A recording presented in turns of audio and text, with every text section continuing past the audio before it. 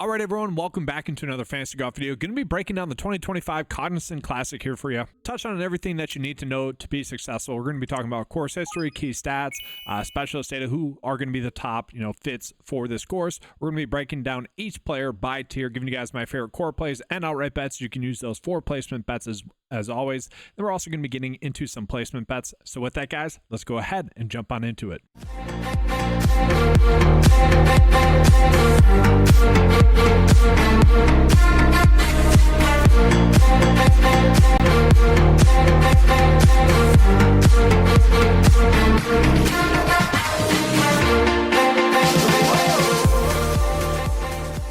All right, guys, but first we're going to get into a quick recap from last week. So last week, another good week for us.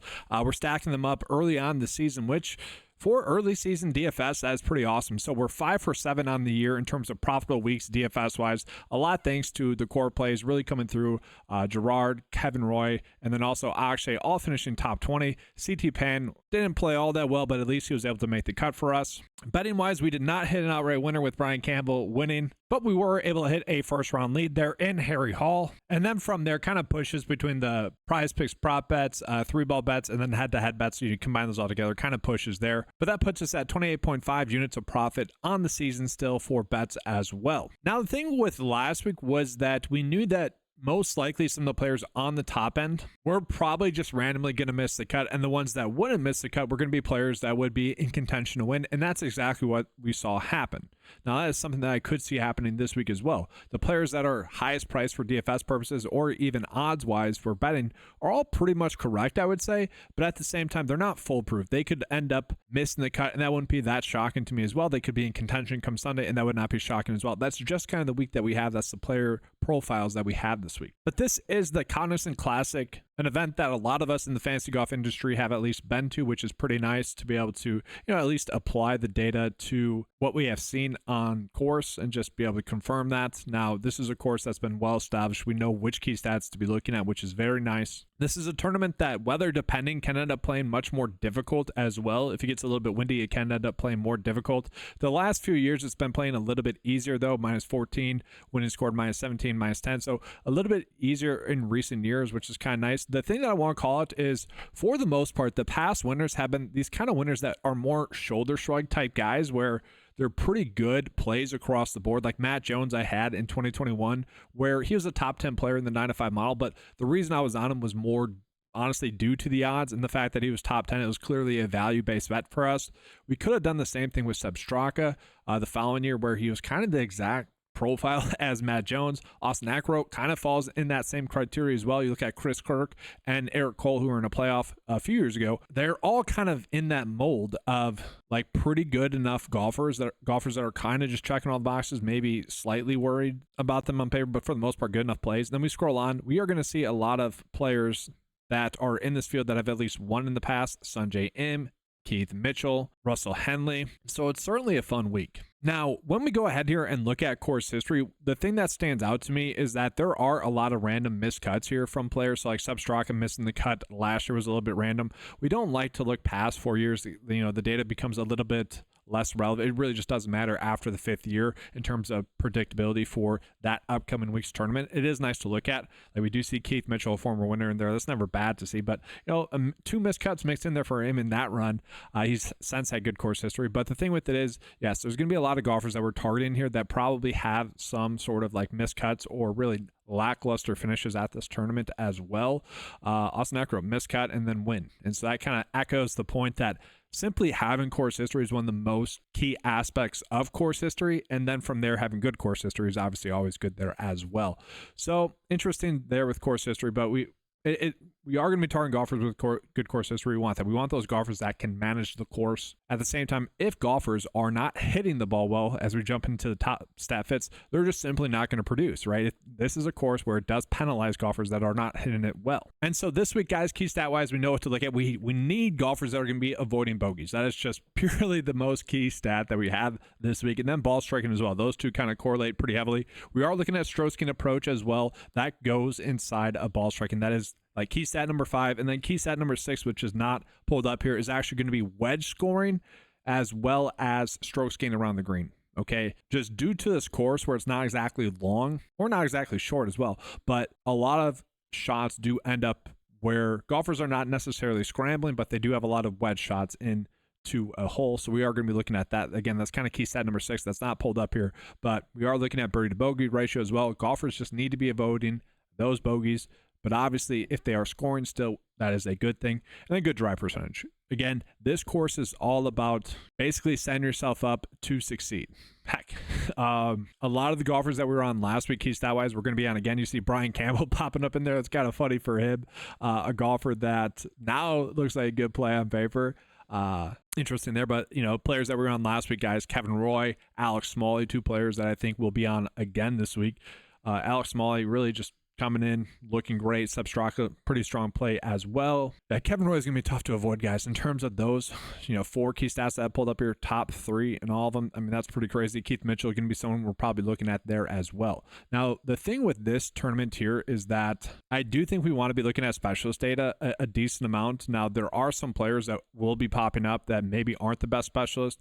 Now, if we want to look at maybe the length, we can look at that. Some of the golfers do struggle on these quicker greens as well, so you could potentially look at just green speeds, like which golfers are best on these faster greens. Now, remember, I don't have this set for any small sample size with the specialist data, but like Ventura, Will Chandler, Taylor Moore, Taylor Montgomery, Sam Stevens. So not exactly golfers we'd probably be going out of our way to target, but we do see Taylor Pendrith mixed in there and then Russell Henley. So that's good stuff there.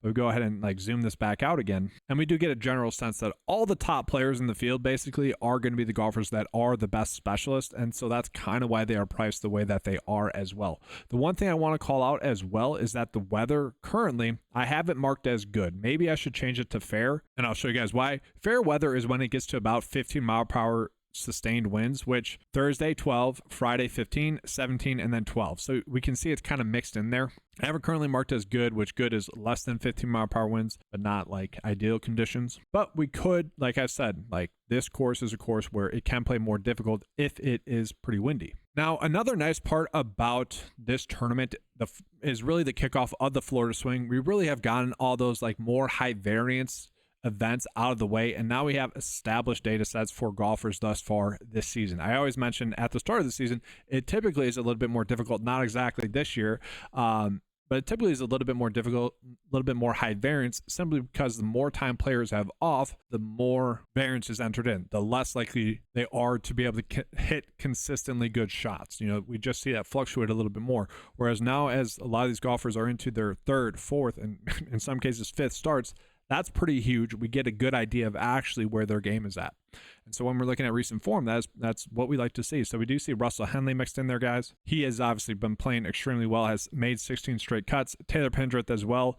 The issue, though, with all these golfers that are coming in with great form, their last start was all terrible. Okay, so that's a little bit of a concern there. Then we look at someone like Denny McCarthy, who he's been playing pretty darn well as well. I think he's going to be an outright bet for me, guys. Denny McCarthy been playing pretty well. And then, we get down to Substraka, Harry Hall, where Harry Hall, kind of a lackluster weekend for him after giving us that first round lead. But it does fall off kind of in terms of form after those top guys. But there really isn't anyone that makes me feel warm and fuzzy form-wise through and through. Now, given some prices that we'll see here, yes, a little bit, but not just purely on paper. And so now we go ahead and jump into the high tier, and the player I do want to start off with is going to be Russell Henley. He is the class of the field. I kind of do expect him to be in contention to win. He has been someone that has been playing just really good golf. Again, has a really good made cut streak going. He's played this tournament twice over the past 4 years, both made cuts, one of them being a really good finish with the top 5 finish there. Going to be a good stat fit across the board. Top 10 best specialist in the field, and you can get him at 22 to 1. I feel pretty good about those odds that we're getting him. We look at some of the specialist data as well. We can see why, guys. Maybe water hazards in play is the one concern. So ranks out 21st in the field with the amount of water hazards that are in play per hole here at PGA National. Location only 17th in the field. Florida scoring tracks, even Jack Nicklaus course designs 18th. But from there, I'm trying to find reasons maybe not to be on him. He doesn't do terribly well on these green speeds, but through and through, he is just a great option for us. Again, we have seen him multiple times now thus far this season. 39th at the Farmers, 5th at Pebble Beach, 10th at Sony Open, and then 30th at the STOC. So this is going to be his 5th start. We should feel pretty comfortable with him as a play. Now, I will say Shane Lowry and even Daniel Berger, these two golfers to me are probably more of GPP only options. Their pricing is definitely more of a head scratcher to me. And the only reason I can think of why they are priced that high is kind of due to their specialist data. If you want to call it course fit, you can. Like, they both rank out really well there, and they both have shown some upside. They both have good course history here as well. And I get you, like, you have to price them somewhere. That's just the nature of DFS. To me, these prices seem terrible for them. Now, can they reward us at their price tag? Sure. Like, Daniel Berger has played this course really well when he's been healthy. Obviously last year we could kind of say that he was not healthy for that event, and you can kind of write that off, but his form has been, trending in the right direction. I mean, been playing extremely well. This is a course that he's played well in the past, but this is one of those things where if he was cheaper, I'd be like, heck yeah. Like, if he was 8K, let's just say $1,000 cheaper, which is probably where he should be priced, I would still be a little bit worried about it, but I'd probably ending up on him a little bit more. Now, due to the prices of Shane Lowry and also Daniel Berger, I do expect them to be lower owned, and maybe they're players that we can get to. On top of that, we look at Sungjae Im, guys. Sungjae Im is so hit or miss. He's a golfer that won this event. At the year I was at, that was pretty fun. Hit a very clutch shot into 18. It was a very fun tournament there. But he's been like just hit or miss recently on the PGA Tour. Like we see this STOC 3rd, American Express 91st, Farmers 4th, AT&T 33rd. Oh, and sorry guys. So if you hear me referencing Farmers Insurance Open twice, for my database purposes, because the Genesis Invitational was played at the Farmers course, I'm actually just marking it as the Farmers Genesis Invitational. So just a little bit behind the scenes there. If you guys see that, that's what I'm referring to there. The course rather than the tournament, because I don't want the tournament showing up in the data as the tournament because it was played on a different course. So just as an FYI. But yeah, Sungjae Im, both hit or miss options, all three of these golfers are hit or miss options. Now, from there, we get into, I think, better plays, especially at cheaper price tags, like Taylor Pendrith. He is coming in kind of lackluster form in terms of being a big letdown for us, I should say, at the Farmers. Prior to that, 9th, 7th, good stuff there. Maybe it being a signature event, he didn't have it all together. He just never got a good round going, which was a little bit strange to me. At this tournament last year, he did miss the cut on the number. Take that for what it's worth, kind of whatever. He is still going to be a good stat fit here. We still have seen multiple top 10 finishes out of him over the last 7 starts, like 4 top 10 finishes out of his last 7 starts.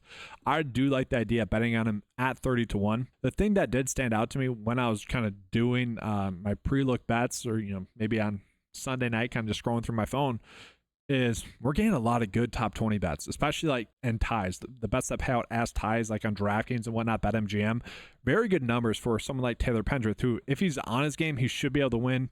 He's a golfer that went to college in Florida. I didn't look at the location. I'm actually working on a map data-wise. It's kind of a behind-the-scenes thing, kind of fun, where I might be like putting the tournament location and then having like a 30-mile radius for golfers that are either from that location or were born in that area, maybe went to college in that area, or are currently residing there.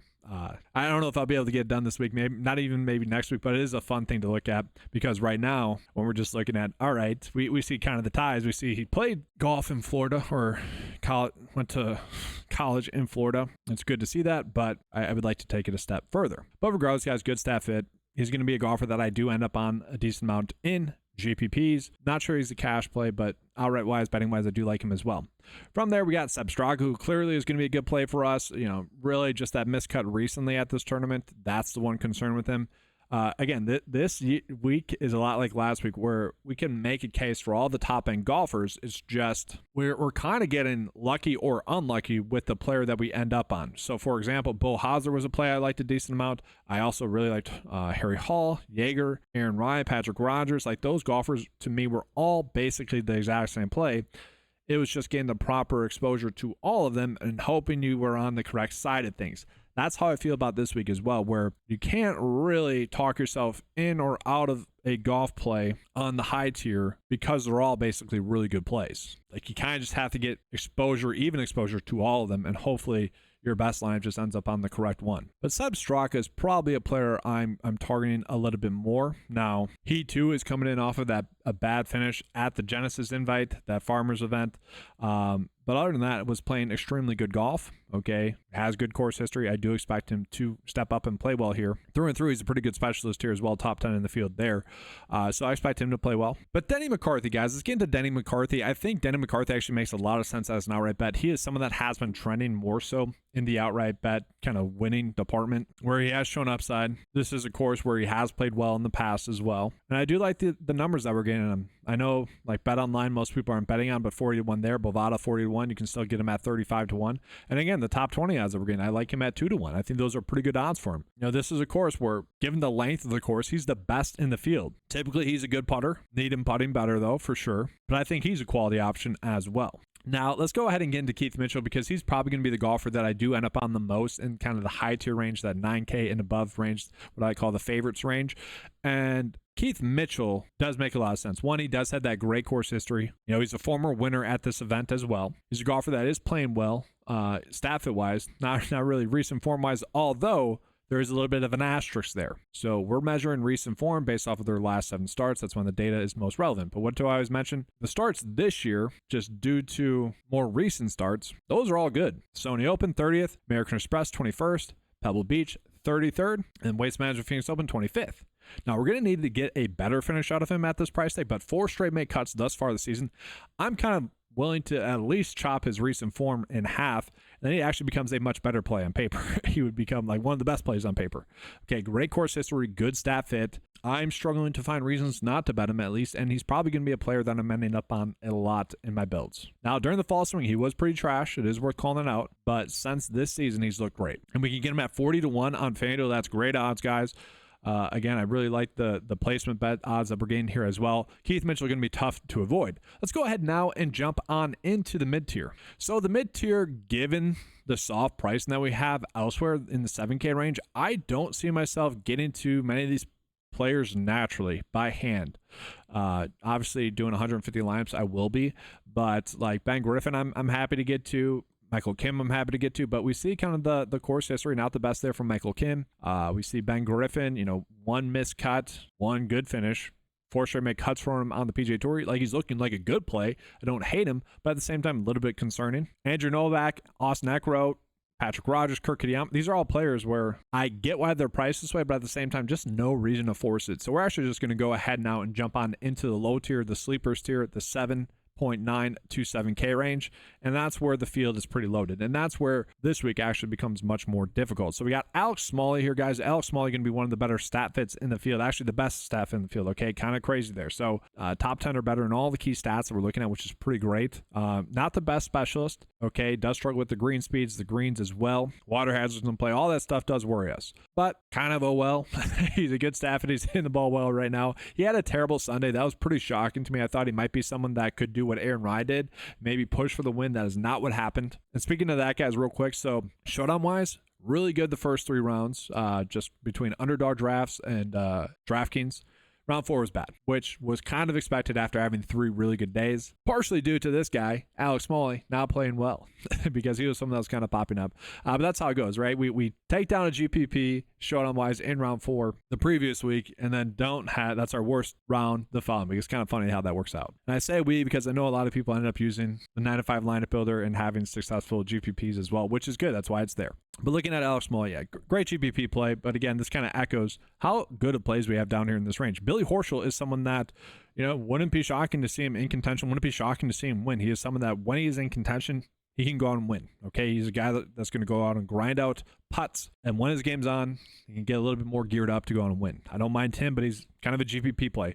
Where we are getting some of our better plays, maybe like Lucas Glover. Now, Lucas Glover, the 2 times I have trusted him this year are the 2 times he's been terrible, so I'm not going to be on him too much, honestly, but I do think he's a decent play because other than those 2 weeks I've been on him, really good stuff, especially considering this price tag does have good course history. He is kind of the golfer that you would imagine would play well at this type of course and really in this field as well. Ricky Fowler, Florida guy that's played this course decently well, but I don't think we want to be on him. Now, here's where it gets interesting. Jonathan Vegas. Looking at this play, I don't really get the pricing for Jonathan Vegas. He's been a golfer that's been playing pretty decently. He is probably more of a GPP play only, okay, because we do get kind of random bad weeks for us, but he really helped us out at the S2C, finishing top 10 there. American Express miscut, and then 2 decent places, finishes, I guess, at the AT Pebble Beach and then at the Farmers Insurance Open. But he also does have good course history here as well. 3 straight make cuts at this track, good stat fit, decent specialist as well, top 20 in the field. So through and through, a pretty decent play at a great price tag. I really love that price tag. And then here's where we get into the head scratchers. Yes, Bo Hauser was a letdown last week, but he's someone I think we could go back to this week GPP-wise. You look at Harry Hall. Harry Hall also kind of a weekend letdown. Sunday finish was terrible.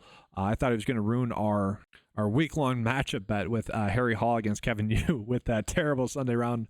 We ended up being able to hit that one, but a little bit annoying. He is someone that has kind of struggled at this course, which to me a little bit shocking. I could see him making the cut. Lee Hodges, 7 straight make cuts here straight make cuts on the PGA Tour. 2 out of 3 make cuts here at this tournament over the past 4 years. He's a golfer that should be able to play well. I do expect him to make the cut here. Holgard is someone that really pops staff-wise, really good recent form for him as well. I don't get the pricing on him as well. Sam Stevens, besides his miscut last week, he's someone that was playing extremely well. You would say he was probably due for a bad week. He has made a lot of starts, though, and I just don't know if we need to get to him. Now we started getting to the more interesting place. So Bud Cauley, a player that I was on a decent amount at the Waste Management Phoenix Open, mostly due to his pricing, is a player I'm going to be on again this week, mostly due to his pricing. Now the concern is that we've only seen him twice now thus far during the 2025 season. Now, he did have a pretty good fall swing, minus the Black Desert Championship. He is a pretty good stat fit in the field as well. He does have those Florida ties as well. Again, I'm not taking the deeper dive to see how close to the area he is, but I still like to see the fact that he has played well here. Decent specialist. He is just clearly too cheap. He's a player that I want to be getting to. Jake Knapp, Chris Kirk, both players that, Chris Kirk, great course history. Jake Knapp, been playing pretty good golf. Had a good finish at this tournament last year. But then we get into Ryan Gerard. I should probably make sure I'm saying his name right because I've been on him a decent amount. He rewarded us last week. I'm going to be on him a decent amount this week as well. Had a 4th place finish at this event 2 years ago. Did not play it last year, but he's a good stat fit, guys. He does rank 35th in birdie to bogey ratio, but really good ball striker, really good with good drive percentage, so he's typically not setting himself up too poorly. He does rank out 53rd in bogey avoidance as well, so not the best there, but considering the price tag that we're getting a golfer that has made 5 straight cuts and does have a good finish at this tournament, it's pretty crazy. And I know his odds have come down a little bit, but they were at 100 to 1. I was thinking about him. 80 to 1, I actually don't mind still at, on FanDuel. But again, he's someone that, like, if you want to bet into the top 20 and get that payout with ties, I really don't mind that. He's going to be a good play. But like some of these other lower priced options, the reason why the price is this low, I think, is because of their specialist data. They're not typically golfers that play well on this type of track. So I know he did have that top 5 finish here 2 years ago, but that could be the reason why he was priced this way. Now, he does excel on this kind of length, of course. But besides that, all the other specialist data points that were coming in could point to him struggling. That's going to be the same thing with the next player that I'm on, a golfer that we were on a decent amount last week, Kevin Roy. And it was very shocking to see 2 players I told you guys were core plays not be that chalk. Very kind of strange there because kind of clear options, I would say, given the prices that they were at. And that's going to be the case again this week where Kevin Roy, insanely good stat fit, guys. Insanely good stat fit. Top 3 or better in bogey avoidance, ball striking, good drive percentage, birdie to bogey ratio. Okay, he does fall off a little bit in strokes gained approach, which is crazy because he is peppering greens. He's just not gaining strokes with his strokes gained approach. So that's a little bit strange. You would actually kind of expect that to get corrected and get a little bit better. Through and through, he ranks out as the 5th best stat fit. Okay, he's in pretty good form. Now, the thing with Kevin Roy is we have to kind of the question last week was, what was going on with that withdrawal at the actual Farmers Insurance Open? Was it due to that sickness that was going around on tour at that event? And I think given the result that we got at the Mexico Open, that kind of proves it. Okay, so top 20 there, top 20 at the American Express, make cut at the Sony Open. So really, 3 straight make cuts thus far in 2025. Had an okay fall swing as well. Played this tournament 2 years ago, finished top 30. Apparently went to school in Florida as well, so that bodes well for us. And I did add in a bunch of data points here, guys, and pictures here. Make it a little bit more fancy. That's why this video is coming out a little bit later than it has. But through and through, a great play. I already mentioned him on Twitter that I thought he was a good outright bet at 100 to 1 on DraftKings. His odds have since come down. They're still at 80 to 1. I still think I'd be okay with that. Top 20, 3 to 1 there as well. I feel pretty good about that. So really good stuff there with Kevin Roy. And then lastly, something like Sam Ryder's popping for me. But we're going to jump into the values. All right, so Andrew Putnam is a golfer that's priced kind of cheap. He's a golfer that I expect to make the cut. Decent form for him, 3 straight make cuts. Now, this is kind of a typical track where you'd think he would play well. So he's the 17th best specialist in the field. Just through and through, a pretty good golfer in terms of not putting himself into poor positions. So he's a golfer that I do think gives us a good chance at a make cut. Ricky Castillo is a golfer that was on a little bit last week as well. He's just a golfer that's been hitting the golf ball really well this season. So he's only ranking out as the 40th best stat fit. We're not getting any specialist data really on him just yet. A complete sample set, what we do have here, doesn't really point to him playing well. So there's a little bit of concern there. But as price tag, I think we could consider him. I think we could get a make cut out of him. 3 straight make cuts for him. He is currently residing in Florida. So maybe he's by this area. Victor Perez, not terrible, but not great. When you think of a good course for Zach Johnson, this is probably it. That's probably why he does have good course history here. 3 out of 4 make cuts here over the past 4 years, with all of them being pretty darn good finishes. Like if we get a 21st or better finish out of Zach Johnson at this price tag, we would certainly take that.